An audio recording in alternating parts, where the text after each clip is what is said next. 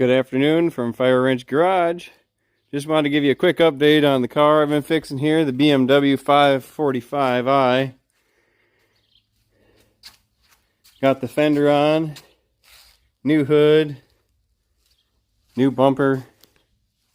Then this one was involved in a deer collision.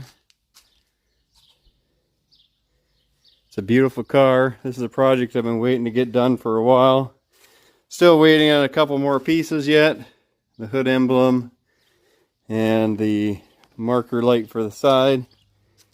And that should be pretty much it. Oh, and the cowl piece for here. And then going to go to paint correction, get it ceramic coated, and then this will be the new car. Thanks for watching, everybody. If you want to see this video, like and subscribe.